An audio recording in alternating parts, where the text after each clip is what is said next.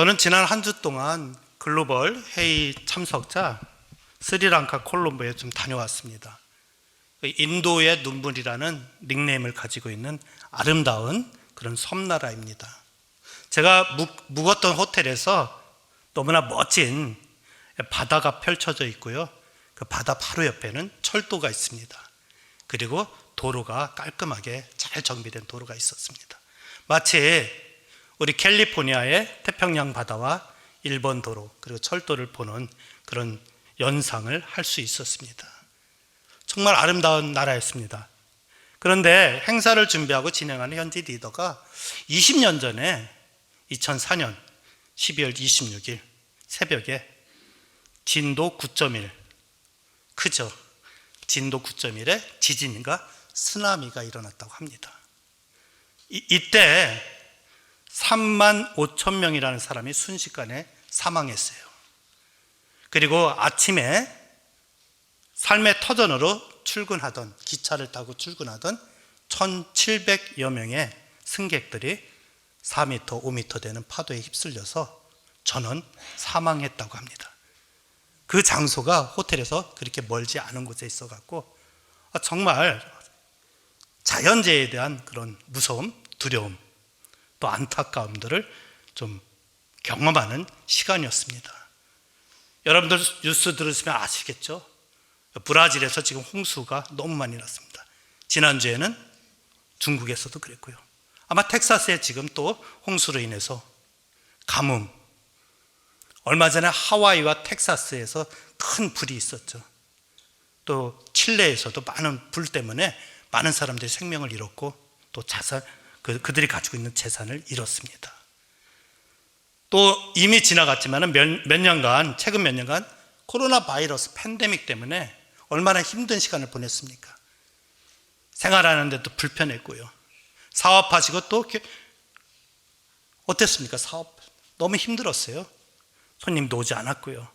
그래서 많은 분들이 경제적 어려움을 겪었을 뿐만 아니라 우리 주변에 또 많은 분들이 생명을 잃었습니다. 혹자는 흑사병 이후에 초유의 흑역사라고도 표현합니다. 앞으로 이런 일이 없을 것이라고 아무도 장담하지는 못할 것 같아요. 정치적으로는 좀 어떻습니까? 러시아하고 유크레인이 전쟁을 아직도 하고 있습니다. 중동에 이슈가 있고요. 동북아 미중 간의 갈등을 인해서 여러 가지 긴장을 하고 있습니다. 뉴스에는 잘 나타나고 있지는 않지만 지금 현재 40여 개의 국가에서 크고 작은 민족이 민족을 대적하고 국가가 국가를 대적하는 그런 갈등과 싸움이 여전히 일어나고 있습니다. 폴리카남이라는 용어가 있습니다. 글로벌 용어인데 폴리티컬, 정치적인 거하고 이카나미하고 합쳐진 표현입니다. 정치, 군사, 안보라는 것이 우리 경제에 어떤 영향을 미치느냐에 대해서 분석하는 내용이에요. 생각해 보십시오. 러시아하고 유크레인이 전쟁했을 때 천연가스가 막혔습니다. 또 유크레인의 밀 생산이 멈춰졌죠. 천연가스가 공급이 망가지니까 유럽의 많은 국가 사람들이 집에서 가정에서 쓸 가스가 없었어요. 추위에 떨고. 또 밀이 생산이 안 되니까 어떻게 됐습니까? 아프리카의 많은 국가들이 식량의 위기를 맞았습니다. 우리의 그 빵값은 더욱더 올라갔고요. 지금 이스라엘하고 하마스를 넘어서 요즘 어떻습니까? 리비아의 헤즈볼라라든가 후티 또는 심지어는 이란까지 개입을 했죠. 최근에 이런 전쟁으로 인해서 컨테이너선이나 유조선들이 흐르무지나 아니면 홍해를 잘 다니지 못해요. 그래서 그들이 선택한 것은 아프리카 서해안을 따라서 희망봉을 지나서 인도양을 통해서 한국 같은 경우 대한해협을 통해서 오랜 시간에 걸쳐서 더 많은 비용과 시간을 써서 원자재와 원료를 갖고 들어옵니다. 경제를 하시니까 잘 아실 것 같아요. 그렇죠? 원자재 값이, 원유 값이 올라갔어요. 그러면 물건을 만드는 생산가가 올라가죠. 소비자 가격이 올라가고 그리고 물가가 또 오를 것입니다. 어떻습니까? 이것을 미국 연준에서는 잡겠다고, 인플레이션 잡겠다고 금리를 많이 올려놨죠. 그래서 지금 대출 받고 계신 분들 혹은 대출을 가지고 계신 분들 그것에 대한 부담이 아주 커졌어요. 직장인들이 심지어 미국에서 점심 식사하기가 좀 불편해요. 가격이 많이 커져갖고요. 자, 이런 것에 직간접적으로 우리 생활에 영향을 미치고 있죠. 종교적으로는 좀 편하십니까? 미국은 그래도 자유로운 것 같아요. 저희가 여기서 자유롭게 예배드리고 찬양하고 기도하고 그럽니다. 그런데 조금만 나가면 대부분 국가들이 이슬람 국가예요. 아예 헌법에 종교로 박아놨습니다. 힌두 국가도 역시 그 나라 법에 종교법을 만들어 놓죠. 불교 국가들도 마찬가지입니다. 그래서 자신들의 종교의 영역을 조금이라도 침해에 들어오면은 가차없이 예수 그리스도의 교회들을 파괴합니다. 공산주의 국가도 마찬가지죠. 중국 보세요. 몇 년 전에 수많은 예수 그리스도의 교회들이 파괴되고 불타고 문이 닫혔습니다. 성도들이 뿔뿔이 다 흩어졌고요. 종교 지도자들은 감옥에 투옥됩니다. 또 우리 주변에 어떻습니까? 비록 미국이 종교적으로 자유롭다 하지만은 누굴 만나기 어떤 데 두려울 수도 있어요. 왜? 이단과 사이비, 가짜, 거짓 선지자들, 자신이 예수 그리스도라고 주장하면서 사람들을 속이는 그런 종교들이 우리 주변에 너무나 많습니다. 그런 가운데 이런 글로벌 정세라든가 여러 가지 환경 속에서 지금 저와 성도님들의 삶은 어떻습니까? 개인적으로요. 어떤 분은 생사의 갈림길에서 건강을 간절히 기도하는 분들 계시죠. 오늘 중보 특별 기도에도 몇몇 분의 이름이 있습니다. 물질적으로는 좀 어떠세요? 경제적으로 또 여유로울까요? 아니면 직업, 여러분들 가지고 계시는 일자리들, 또 어떤 분들 신분 때문에 고민도 하고 계시죠.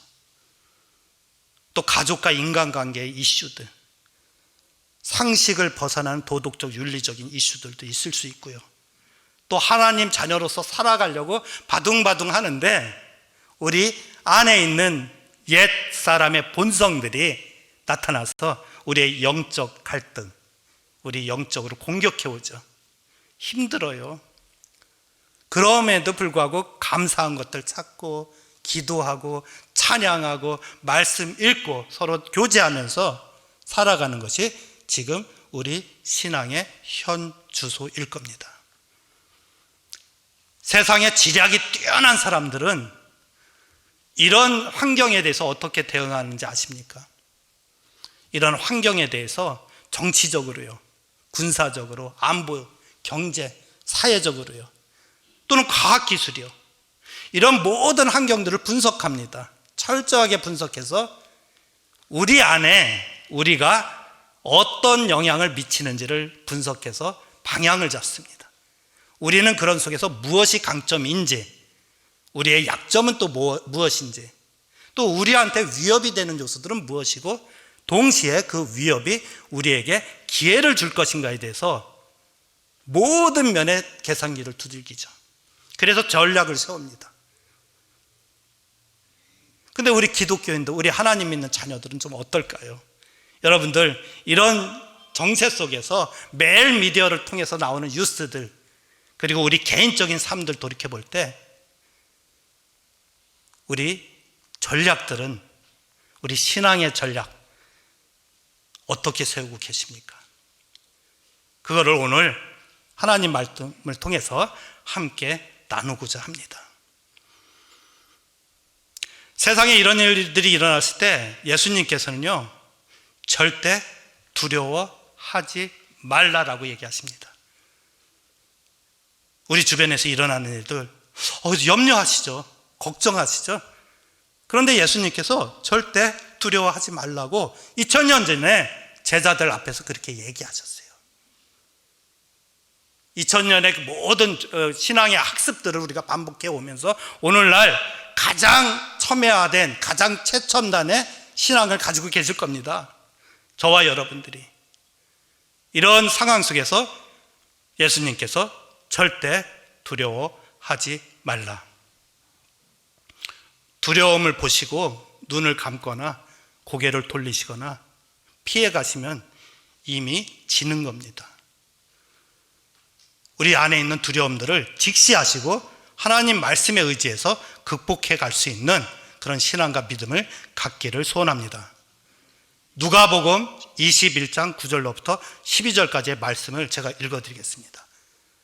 예수님께서 제자들에게 한 이야기입니다. 전쟁과 난리의 소문을 듣더라도 두려워하지 말아라. 이런 일이 반드시 먼저 일어나야 한다. 반드시 먼저 일어날 당연한 일이래요. 그냥 생각 없이 나는 게 아니라 반드시 먼저 일어나야 하는 당연한 일들이라고 얘기하고 계십니다. 그러나 종말이 곧 오는 것은 아니다. 그때 예수께서 그들에게 말씀하셨다. 민족이 일어나 민족을 치고 나라가 일어나 나라를 칠 것이다. 큰 지진이 나고 곳곳에 기근과 역병이 생기고 하늘로부터 무서운 일과 큰 징조가 나타날 것이다. 그러나 이 모든 일이 일어나기에 앞서 사람들이 너희에게 손을 대어 박해하고 너희를 회당과 감옥에 넘겨줄 것이다. 이유는 간단합니다. 너희는 내 이름 때문에 왕들과 총독들 앞에서 끌려갈 것이다. 2000년 전에 예수님께서 이미 예언하셨습니다. 하나님 말씀으로. 우리 하나님 자녀들이 이미 그거 알고 있어요. 수천 년 동안 이것을 준비하고 대비하고 있는 그런 신앙과 믿음을 가지고 있는 분들이죠. 같은 장에서 누가복음 21장 36절에 이렇게 또 얘기하고 계십니다. 그러니 너희는 앞으로 일어날 이 모든 일을 능히 피하고 또 인재 앞에서 설 수 있도록 뭐하라 하십니까? 기도하면서 늘 깨어 있어라.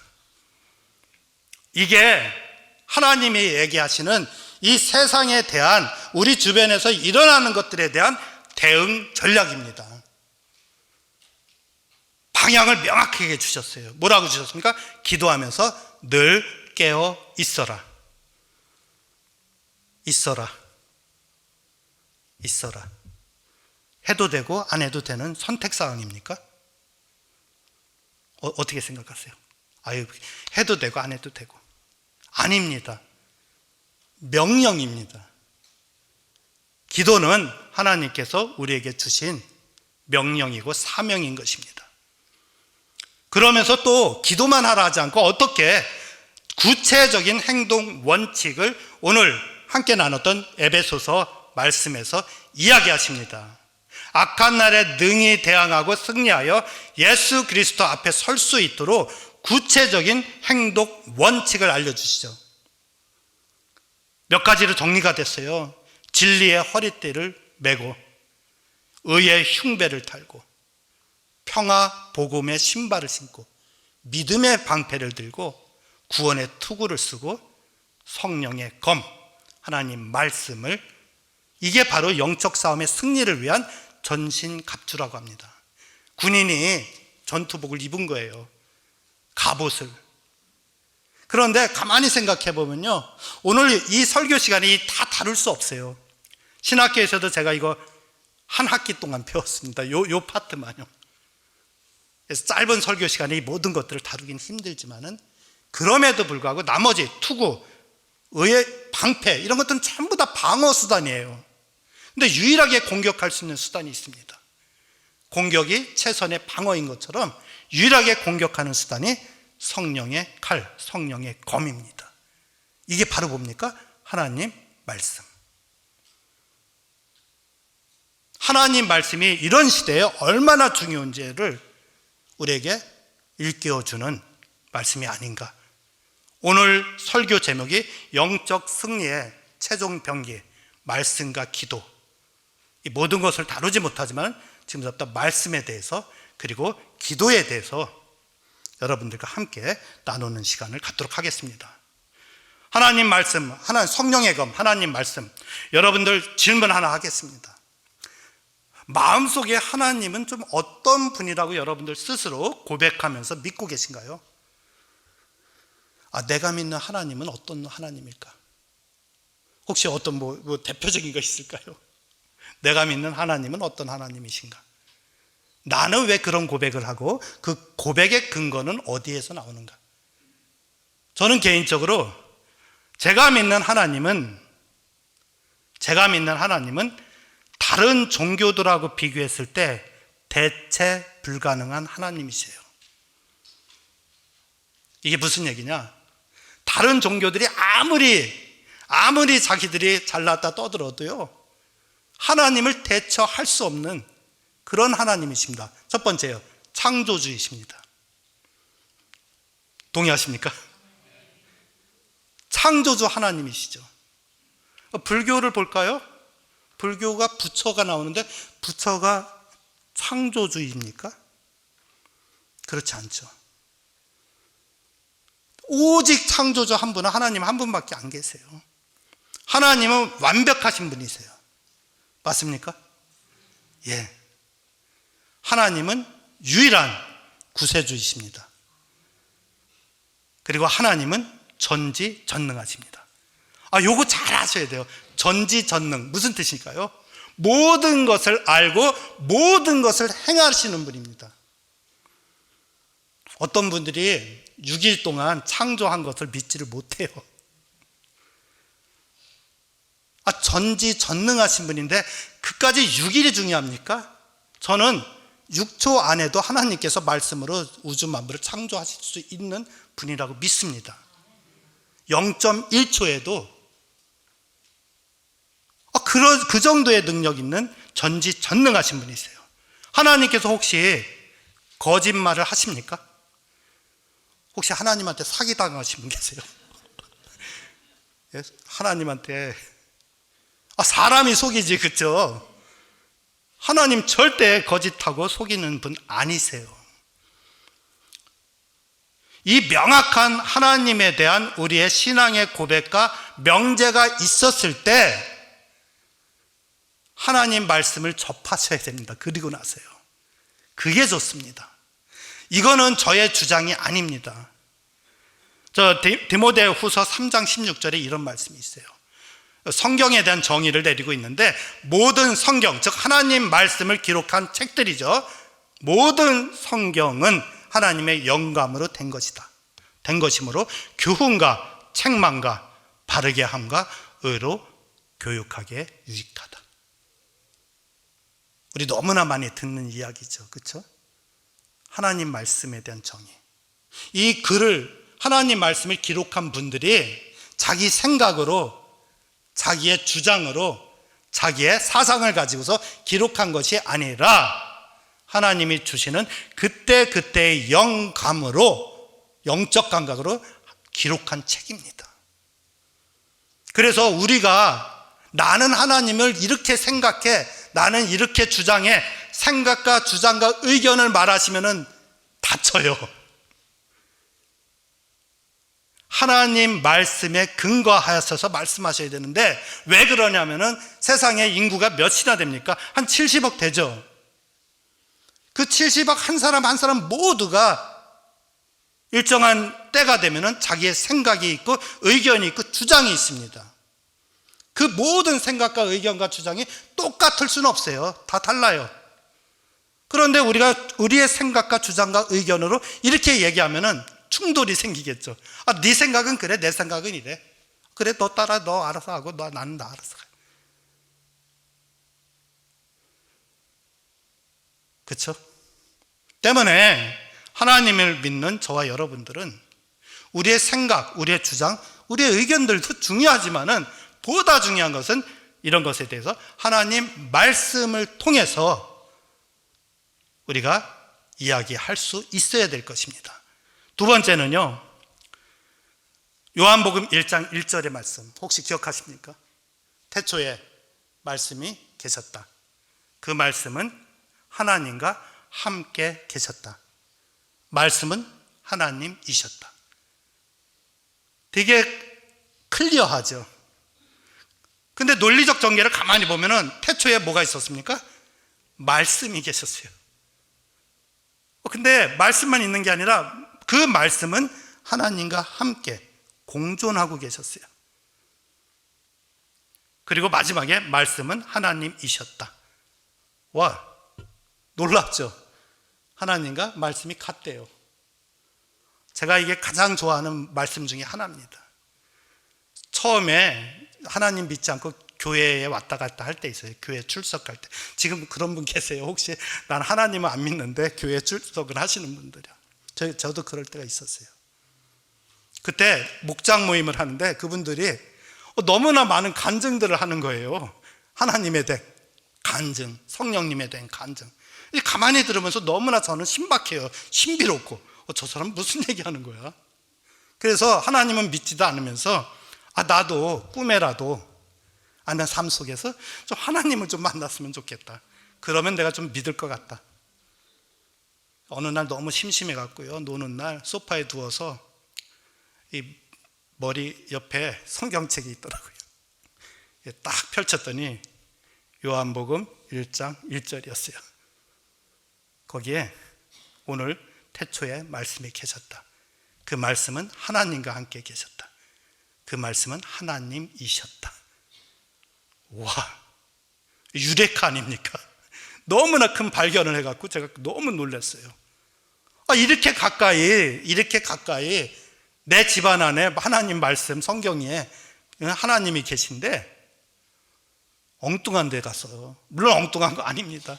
근데 자, 하나님은 말씀이시고 말씀은 곧 하나님이십니다. 이 두 가지를 꼭 하나님 말씀 접하기 전에 우리 마음속에 간직하시길 바랍니다. 안 그러면은요, 심지어는 세상 사람도 마찬가지지만 이 교회 안에 우리 믿는 성도들 가운데서도요, 하나님을 부분적으로 믿어요. 부분적으로 믿는다는 게 뭡니까? 내가 믿고 싶은 부분만 믿는 거예요. 나의 지식으로, 나의 경험으로, 내가 가지고 있는 과학과 여러 가지 계산을 통해서 그것만을 믿는 겁니다. 그래서 심지어는 교회 안에서도 나는 하나님이 우주 만물을 창조했다? 나 그거 못 믿겠어. 그런 분도 계세요. 아니, 어떻게 6일 만에 우주 만물을 창조해요?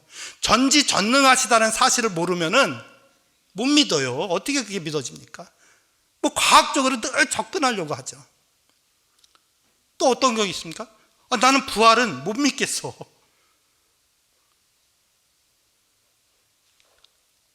또 심지어는 예수님께서 무리를 걸으셨다고요? 여러분들 혹시 시험 해보신 적 있으세요? 실험? 예수님이 무리를 걸으셨는데 나도 한번 어떻게 안 될까? 저희 형님이 공학 박사인데 얘기를 하세요. 공학도들은 계산을 해요. 어떤 속도로 왼쪽 발이 빠지기 전에 오른쪽 발이 가고 이게 나오고 엄청난 속도로 가면은 안 빠지고 갈 수 있대요. 근데 힘들대요. 왜 그러냐면 에너지가 없어서. 공학도들은 그런 계산을 해요. 그렇게 해서 뭔가를 만들 수도 있겠죠. 무리를 걷는 로봇을 만들든. 근데 아무튼 이런 믿음들이 없었을 때 하나님에 대한, 하나님께서 전지전능하시다라는 분을, 이런 거를 믿지 못하면은 창조도 믿기 힘들고요, 무리를 걷는 것도 믿기 힘들고요, 안진뱅이 일으킨 것도 힘들고, 장님 눈뜨기 한 것도 힘들어요. 모든 것에 의심을 갖게 됩니다. 그래서 이런 전제 하에서 하나님을 믿기를, 또 하나님의 말씀을 열어보시기를 예수님의 이름으로 축복합니다. 나누실 첫 번째 일은요, 하나님 말씀을 늘 규칙적으로 읽으시기 바랍니다. 다들 읽고 계시죠? 어떠세요? 규칙적으로, 늘 정기적으로, 습관적으로 하나님의 말씀을 읽어라. 그렇죠? 근데 이게 쉽지 않아요. 로마서 10장 17절에 보면은 그러므로 믿음은 들음에서 나고, 믿음이 듣는 데서 나온대요. 그리고 들음은 그리스도를 전하는 말씀에서 비롯된다. 말씀에서 비롯된대요. 와, 근데 듣는 것도 중요해요. 믿음이 들으면서 나오는 거는, 듣는다는 건 누군가가 우리에게 얘기해 주는 거잖아요.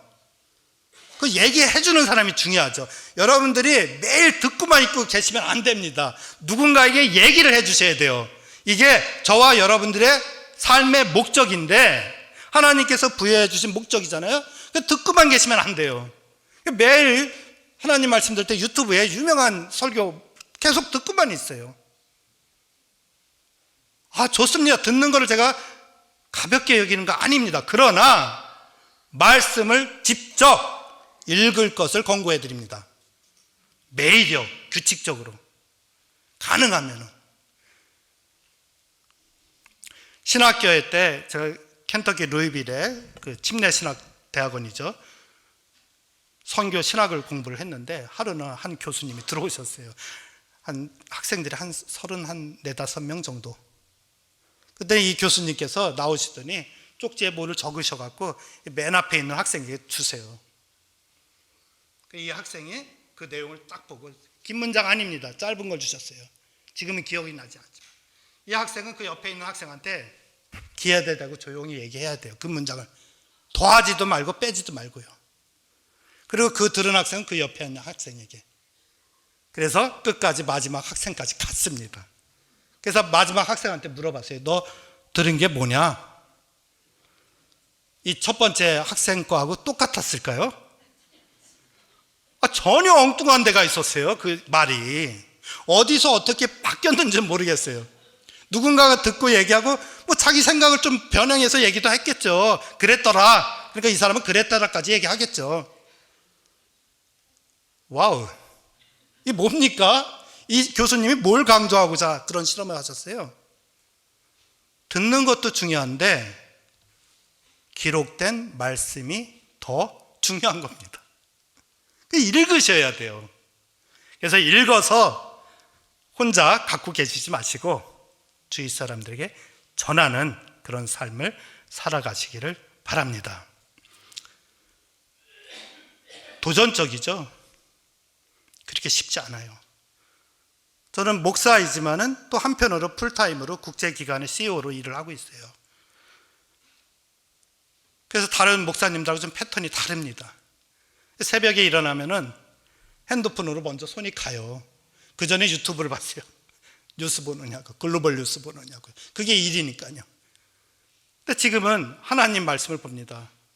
잠언이요, 먼저. 잠언이 31장 돼서 한 달치 딱 돼요. 오늘 5일이면 5장을 보겠죠.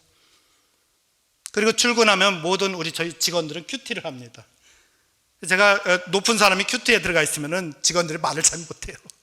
미안하지만 조직사회에서는요, 우리 목장에서는 자유롭게 얘기하는데 조직사회에서는 그렇게 쉽게 얘기하지 못해요. 그래서 제가 일부러 빠져서 저 혼자 말씀을 또 구약 한 장을 읽습니다. 그리고 기도하고 시작하죠, 업무를. 점심 때 뭐 앉아서 도시락 먹고 그러잖아요. 그때 또 신학 한 장을 또 읽습니다. 규칙적으로요. 요즘 빌립보서 읽고 있습니다. 더 많이 읽지도 않아요. 그냥 한 장 정도. 그리고 일 다 마치고 집에 들어가서 자기 전에 또 한 장 읽습니다.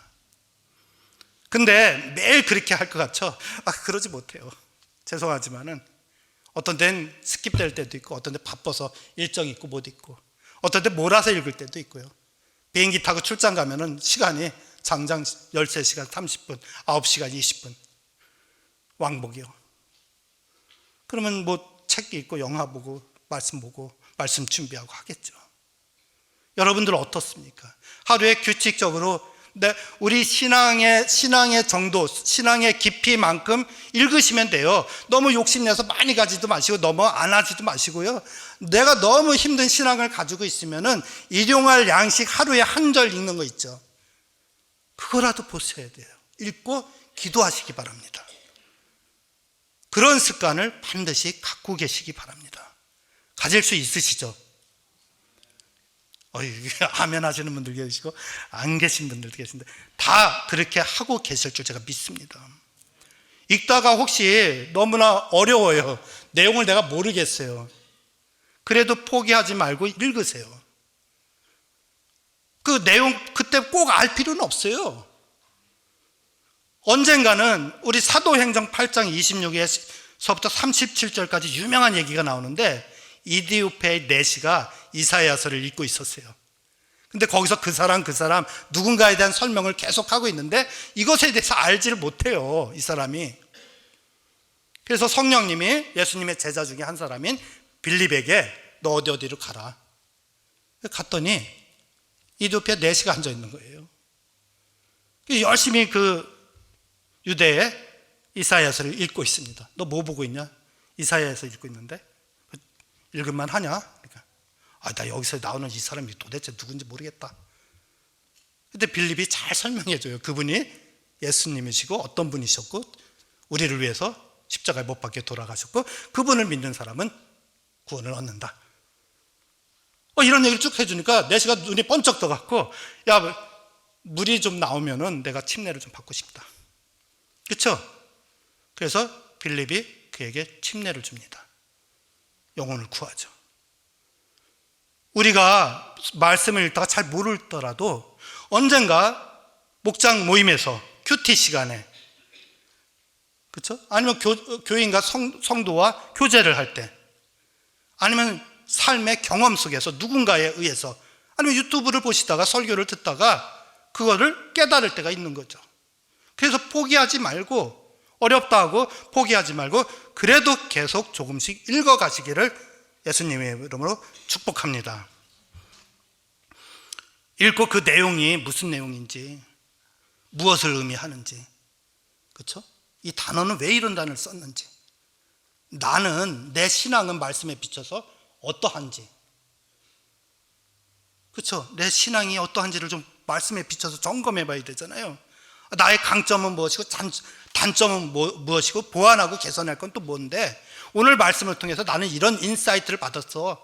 그래서 하나님 앞에 하나님 나는 이런 삶을 살고 싶습니다 라고 기도함으로써 다짐할 수 있는 거죠. 그러면서 조금씩 좋아지는 거예요. 어느 날 갑자기 점핑해갖고 이랬던 신앙이 여기에 가 있지 않습니다. 그런 하루하루의 그런 것들이 쌓였을 때 정말 전문가다운, 프로페셔널다운 성경의 정말 주인이 되실 겁니다. 두 번째는요, 나누고 싶은 거는, 읽었으면 어떻게 해야 될까요? 아까 전화라고 했는데, 자, 성경 공부 통해서도 할 수 있고요, 설교를 통해서도 들을 수 있고, 내가 또 개인적으로 읽을 수도 있습니다. 자, 그 다음에 어떻게 하셨으면 좋겠어요? 혹시 야고보서 1장 22절부터 25절까지 이런 말씀이 있습니다.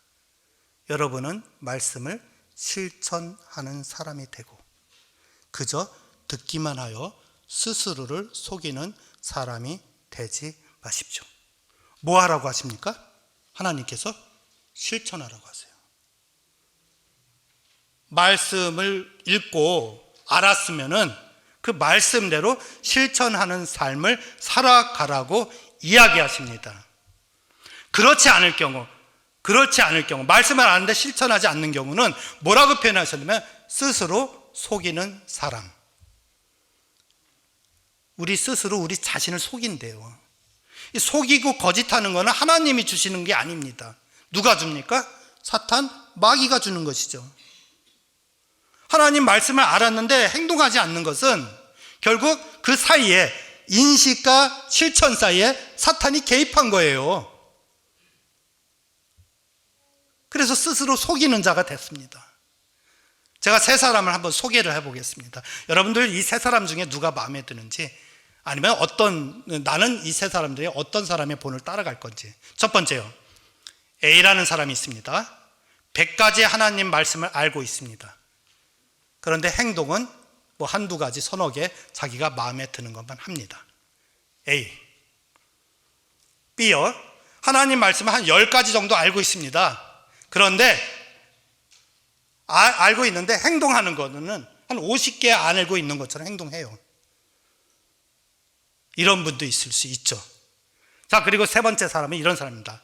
하나님 말씀을 한 10가지밖에 알고 있지 못해요. 근데 10가지 모두를 잘 침착하게 행동으로 옮깁니다. 자, 우리들 지금 신앙의 모습은 어떻습니까? 우리들 각자를 좀 점검해 봤을 때 나는 하나님 말씀을 뭐 이렇게 수량적으로 표현하기는 쉽진 않아요. 계량적으로. 그렇죠?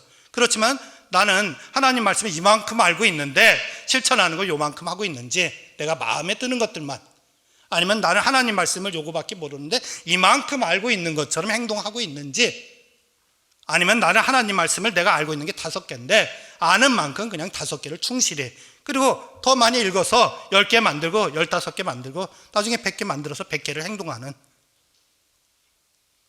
어떤 삶을 소원하십니까?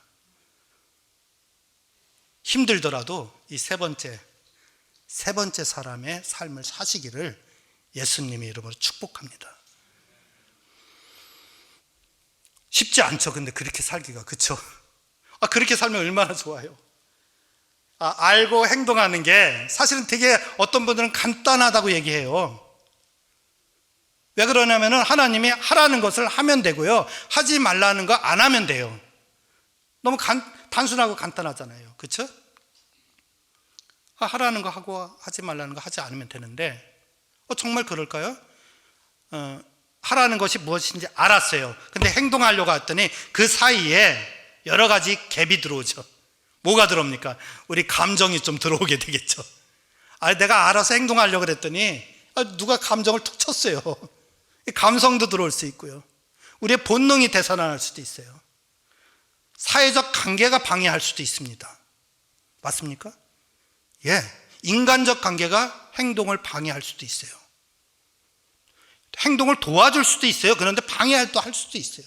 경제적인 상황이 방해할 수도 있고 우리 건강상의 이슈가 방해할 수도 있습니다. 알고 있는 것과 행동 사이에 여러 가지 행동을 하지 못하게 하는 방해하는 것들이 많이 있더라라는 겁니다. 우리가 많이 현실적으로 느끼고 있죠. 삶을 살아가면서요. 이렇게 하고 싶은데 이렇게 잘 안 돼요. 피곤하고 힘들고. 심지어는 그런 상황에 돌입되다 보면 영적으로도 이제는 멍해져 갖고요, 무엇이 옳은지 무엇이 그른지를 판단도 못하게 돼요. 그냥 세상의 도덕적 관점으로, 세상의 윤리적 관점으로 판단을 해요. 저 사람이 많이 배웠으니까 저 사람 하는 말이 맞아, 그 사람의 생각으로 판단을 하게 되고요, 하나님 말씀으로 판단하는 것이 아니라 이런 영적인 무된 상태까지 갈 수도 있죠. 그렇지만요, 마지막으로 말씀드리고 싶은 건 두려워하지 마세요. 그 순간이 됐을 때 그래도 하나님 앞에 엎드려서 기도하시기 바랍니다. 왜냐하면 하나님 말씀 실천하는데 너무나 도전이 되기 때문에 성령님을 보내주신 거예요. 저희한테 하나님 말씀을 올바로 알게 성령님이 일깨워 주시고, 이런 상황에서 이렇게 행동해, 이게 좋아, 그런 것들을 성령님께서 인도해 주시는 거죠.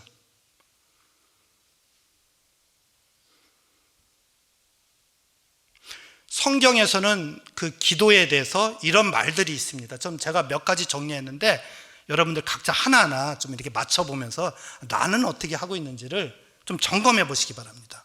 첫 번째요, 기도에 대해서 로마서 8장 26절에 성령님 안에서 기도하래요. 성령님 안에서. 성령님하고 나하고는 뭐 별 상관없어, 뚝 떨어져 갖고 성령님을 알아서 가시고요, 저는 저 나름대로 기도할게요. 그게 아니라 성령님 안에서.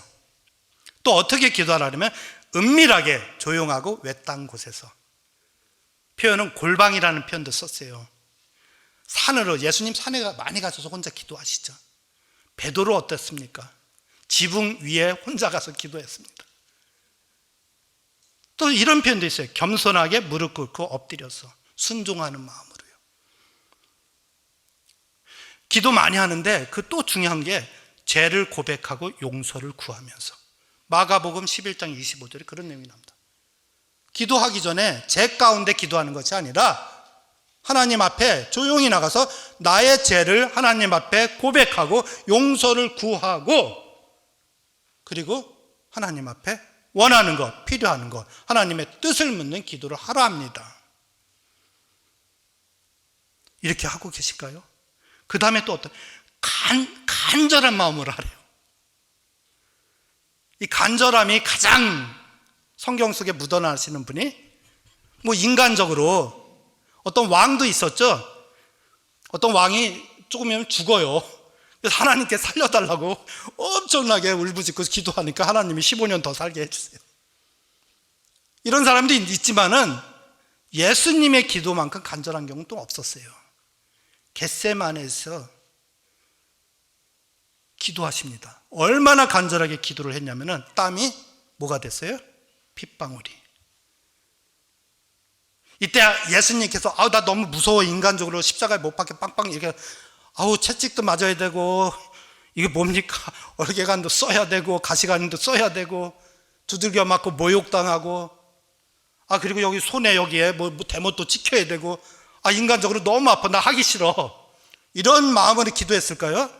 이게 하나님 아버지 이게 나의 뜻인데 하나님 이렇게 해주세요. 아니에요. 예수님께서 기꺼이 그 자리에 가셨고요. 그리고 두려워하셨던 게 뭐냐? 성부, 성자, 성령의 세 분, 삼위일체 하나님은 절대 분리되지 않는 분이에요. 그런데 돌아가서 갖고 3일 동안 분리되어 있어요. 그 분리에 대한 두려움을 가지고서 기도하신 거예요. 그토록 간절하게. 그리고 이 뜻은, 나의 생각은 그런데 내 뜻대로 하지 말고 하나님 뜻에 맡기죠. 얼마나 간절한 기도를 예수님께서 겟세마네 동산에서 그 새벽에 하셨는지 땀이 핏방울처럼요. 우리 그렇게 기도하기 쉽지 않아요. 웬만한 이슈가 있지 않고서는요. 그렇죠? 그래서 우리의 믿음의 깊이, 믿음의 넓이만큼 기도하시면 될 것 같아요. 그렇죠? 그렇게 안 되는데 강제로 기도 그렇게 하는 건 너무 어떻게 보면 좀 역효과가 날 수도 있습니다. 그래서 제가 말씀드리고 싶은 건 이겁니다. 또 여기 있네요. 인내함을 가지고 중간에 포기하지 마시고요. 기도해도 답이 없어요. 이게 뭐야 도대체, 몇 날 며칠을 기도하고 1년을 기도했는데 나한테 답을 안 주시네요. 포기해요. 그렇죠? 그러다 보니까 이게 뜻이 아닌가 보다 하고서 포기할 수도 있죠. 인내함으로 포기하지 말고 끝까지 기도하시라고 합니다. 기도하는 가운데 사탄 마귀의 시험에 유혹에 들지 말고요. 가장 먼저 누구부터 기도합니까? 나 자신요. 그리고 내 가족이겠죠. 그렇죠? 남편이나 부인을 위해서, 자식들을 위해서 기도하고요. 또 교회 형제 자매들을 위해서 기도하고, 직장의 사람을, 또 친인척들을 기도할 수 있는 거죠. 교회를 위해서 기도하고요. 더 크게 국가와 민족을 위해서도 기도를 합니다. 맞습니까? 예. 그러나 가장 먼저 나 자신을 위해서 기도하세요. 그래서 기도라는 것을 이렇게 우리 그 성경에서는 좀 표현하고 있습니다. 아까 말씀드린 것처럼 다른 사람들처럼 그 말을 멋있게 그렇게 이렇게 하지 않으셔도 돼요. 있는 모양 그대로 더하지도 마시고 빼지도 마시고요. 하나님 앞에 솔직하게 내가 가지고 있는 감정들, 내가 가지고 있는 마음들, 내가 지금 처해 있는 상황들, 그 상황 속에서 내가 무엇이 필요한지, 무엇을 원하는지 하나님의 뜻을 묻는 그런 기도들을 하는 것이 가장 좋습니다.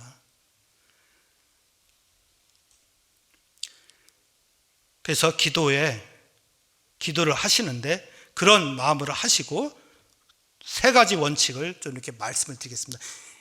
첫 번째는요, 기도도요, 크든 작든 규칙적으로 하세요. 어떻습니까? 물론 우리가 크게 해야 될 기도도 있습니다. 맞죠? 그렇지만은 일어나서 말씀 읽고 그날 하루를 위해서 기도하세요. 이를 닦을 때 저는 이를 닦아요. 이를 닦지 않습니까? 그럼 기도해요. 치아를 건강하게 해달라고요. 100세 시대인데 임플란트 여기저기 지금 안 좋거든요. 그러니까 가장 많이 기도해, 이 닦으면서. 이거 가지고 몇 살까지 사는지 모르겠지만은 더 이상 망가질 이가 없어요. 샤워할 때 어떻게 합니까? 머리끝에서 발끝까지 기도해요. 머리 빠지지 않게 해달라고 기도하고요. 정신력 말짱하게 해달라고 기도하고, 눈이 좀 좋아졌으면 좋겠고, 더 이상 망가지지 않았으면 좋겠고, 이명도 좀 있어요. 가끔 나이 들다 보니까 이명 때문에 듣는 거 헷갈릴 수도 있으니까 말도 잘하게 해달라고. 폐도 옛날에 담배를 하도 많이 폈어요. 한 20년 폈어요. 담배요. 뭐 담배 피는 사람하고 사귀지 말라고요. 예, 제가 담배도 끊었고요, 술도 끊었고요, 골프도 끊었어요. 골프도. 그쵸? 어떤 목사가 골프 치니까 좀 안 좋게 봐요, 선교사가. 그래서 좀 끊었어요.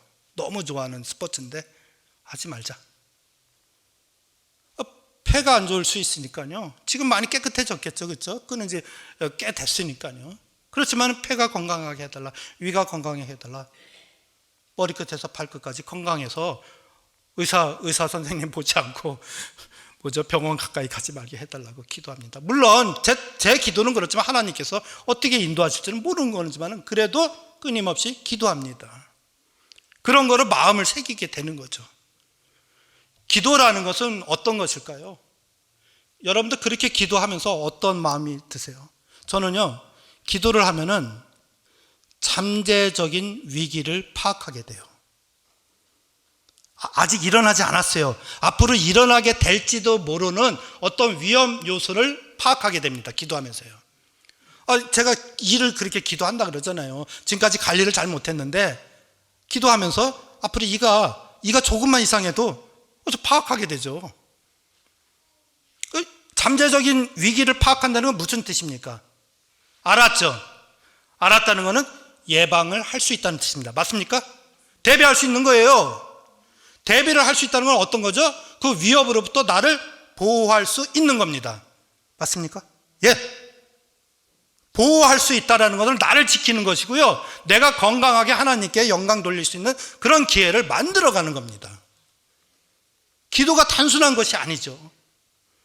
앞으로 우리 삶 속에서 위기가 발생하는 것을 예측하고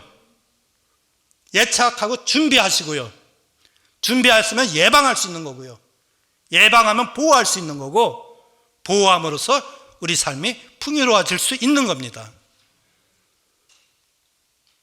그런 거를 안 하다 보니까 어느 날 갑자기 커다란 게 생겨버려서 나한테 뭐 이렇게 커다란 일이. 그렇죠?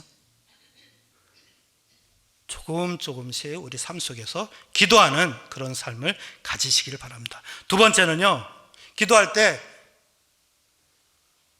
우리가 기도하고 있는 것이 반드시 이루어질 것이라는 믿음을 갖고 기도하시기 바랍니다. 많이 들으셨죠?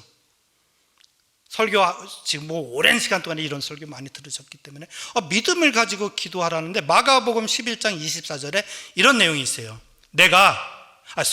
너희가 기도하면서 구하는 것은 무엇이든지 이미 그것을 받은 줄 믿어라. 그리하면 너희에게 그대로 이루어질 것이다. 이 믿음이 가세요? 혹시 이런 경험 하신 분 계십니까? 그럼 나중에 옆에 분들한테 좀 간증 좀 해주세요. 제가 어떤 일본 분 얘기를 해드릴게요. 예전에 출석했던 교회에 교회에서 사용하는 물건을 제작하는 그런 권사님이 계셨어요. 강대상이라든가 의자 이런 거를 제작해서 나무 목재에서 그 당시에는 그걸 판매하시는 분인데, 한국에서만 파는 게 아니라 해외로도 수출을 한대요. 그래서 이상해갖고, 아니 해외에 어떻게 수출합니까? 그랬더니 해외에 한인교회들이 많이 있기 때문에 그 나라에서 만들지 못해갖고 수출을 한대요. 근데 어느 날 요청이 들어왔대, 일본에서. 근데 주소를 보니까 동경도 아니고 주요 도시도 아니고요, 어디 알지도 못하는 시골이에요. 그래서 갈까 말까 고민을 하다가, 그래도 시골 너무 작은 교회다 보니까 주문한 것도 이거 그냥 숨만 쉬어도 손해보는 일이에요. 비행기 타고 움직이기만 해도 손해보는 일이라 걱정이 되는 거죠. 이거 뭐야? 그냥 못한다고 할까? 그래도 갔대요. 비행기를 타고 동경에 도착하고요. 동경에서 또 기차를 타고 서너 시간을 가서 내려서 그 역에서 또 그 버스를 타고 가고, 그리고 한참 걸어서 산속으로 가더래요. 가면 갈수록 그 후회가 막심해지는 거죠. 괜히 왔다. 이거 온 것까지 좋아도 또 오더 받아갖고 또 납품하려면 이거 뭐야 도대체. 그래서 그 일본 시골 마을에 도착을 했는데, 그 시골 마을 올라가기 전에 그 언덕에 어떤 할머니 한 분이 나와 계시더래요. 할머니 한 분이, 연세 드신 분이. 그래서 여기가 어떤 마을이냐, 어떤 교회가 있느냐 그랬더니 있다고. 근데 이 할머니가 그 한국말이라고 해야 될까요? 조선말이라고 해야 될까요? 한국말을 하시더래요. 한국 사람이냐고, 한국에서 왔냐고. 그러니까 그렇다고 그랬더니 할머니가 너무 기뻐하시대요. 눈물을 흘리면서. 이 할머니는 아주 어렸을 때 엄마 아빠 따라서 일본에 살러 오신 거예요. 노동자로요. 그리고 해방이 돼서 한국으로 다시 못 들어갔어요. 그래서 일본 남자하고 결혼을 했어요. 그래서 다행히도 일본 그 크리스찬하고 결혼을 한 것 같아요. 그리고 그 나이가 될 때까지 평생 하나님 앞에 기도한 게 자기 고향 한국에 가고 싶다. 기도를 했답니다. 할머니께서요. 근데 그 기도를 이루어 주지 않으셨어요. 하나님께서 이루어 주시지 않고. 그래서 기도 제목이 바뀌었대요. 한국에 못 가니까 한국 사람이라도 좀 봤으면 좋겠다고. 그래서 한국에서 이 사람이 온다는 소식을 듣고요. 내일 온다 그러면 내일 나가면 되잖아요. 며칠 전서부터 계속 나와서 한국에서 온 그 권사님을 기다리는 거예요. 알지도 못하는 사람을요. 평생에 하나님께 간구했던 기도가 한국은 가지는 못했는데, 그래도 죽기 전에 한국 사람을 만나게 해주더라. 그런 고백을 이 할머니께서 하시더랍니다. 이 권사님이 거기에 가시게 된 이유가 딴 게 없어요. 비즈니스 때문에 갔지만은 성령님이 이 할머니의 기도를 들어주신 겁니다. 기도라는 거는 중간에 포기하지 마시고 인내를 갖고 하시기 바랍니다. 나 죽을 때까지 그거 이루어지지 않는데 그때까지 기도해야 되는 거야? 나 힘들어서 못하겠다. 그럴 수도 있죠. 그게 합리적으로 계산하면 그게 더 빠르겠죠. 그럼에도 불구하고 하나님께 간절히 기도하시기 바랍니다. 마지막으로요, 기도의 원칙은요, 여기 좀 비슷하게 말씀드렸지만 포기하지 마세요. 인내를 가지고 기도하는데 절대 포기하지 마시기 바랍니다. 로마서 8장 26절에 포기해서는 안 되는 이유를 하나님께서 이렇게 말씀하고 계세요. 뭐라고 하셨습니까? 성령님께서 친히 다 말할 수 없는 탄식으로 우리를 대신하여 간구하여 주십니다. 이게 뭐예요? 우리가 기도하니까요, 성령님께서 그냥 성령님도 대충 기도하시는 게 아니라 말할 수 없는 탄식으로요, 우리보다 더 간절한 마음으로 우리를 대신하여 우리의 필요와 우리의 원하는 것과 이것들을 대신하여 간구하여 주신다고 말씀하세요. 와, 이거 상당히 놀랍지 않습니까? 혹시 이런 거 경험해 본 적 있으세요? 내 삶 속에서 이걸 체험했어요. 이 말씀을. 그래야 체험하면 더욱더 간절하죠. 이 말씀에 대한 것들이.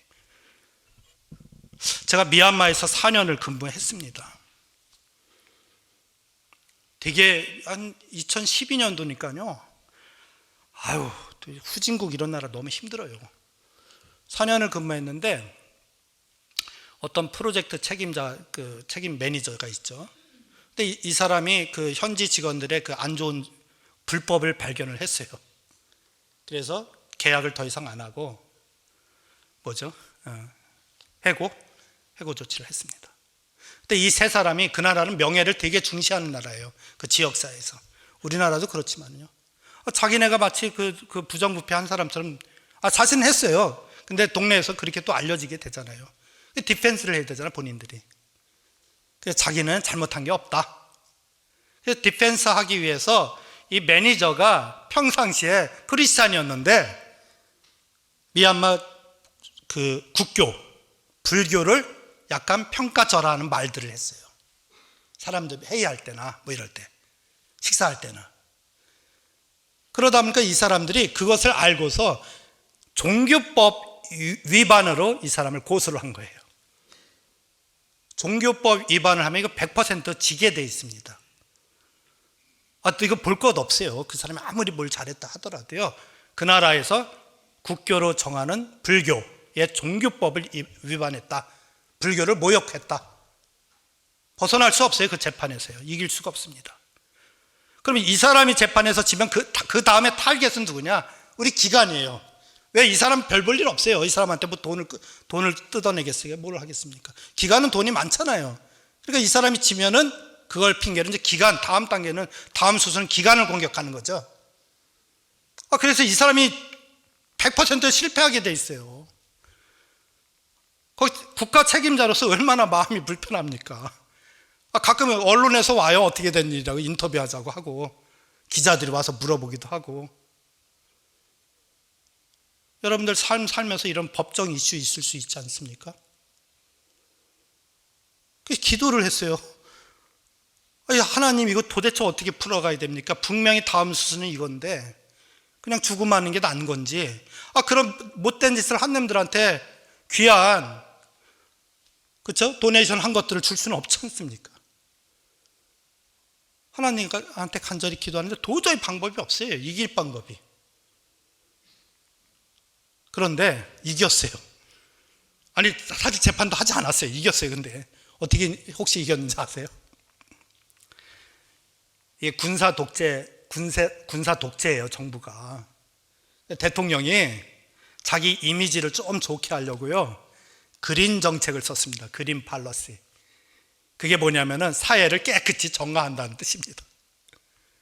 자기가 독재자인데, 부정부패자인데, 이렇게 이미지 좋게 하려고 선거를 앞두고 그린 팔러시를 썼어요. 그래서 각계 각층의 공무원들이요, 처벌한다고 부정부패한 사람들을 한 사람씩 올려라. 그랬더니 그 지역의 판사가 이 해고된 직원들의 부모로부터 판결 확실히 잡으려고 뇌물을 줬어요. 뇌물을 줘갖고 뭐라고 판결이 됐냐면은, 뇌물 받은 판사가 내린 판결은 무효다. 제가 일을 하십니까? 그렇잖아요. 제가 나서서 뭘 한 게 없어요. 심지어는 언론 인터뷰도 피하고. 누가 했어요? 독재 정권이 했습니까? 독재 정권이 했죠, 물론. 그를 이용해서 성령님이 저보다 더 큰 탄식으로 그 일을 하셨더라고 저는 지금도 믿고 있습니다. 여러분들 삶 속에서 정말 멋진 하나님 말씀을 증거할 수 있는 그런 간증들이 기도를 통해서, 그리고 오늘 하나님 말씀을 통해서 여러분들 삶 속에 넘쳐나기를 예수 그리스도의 이름으로 축복합니다.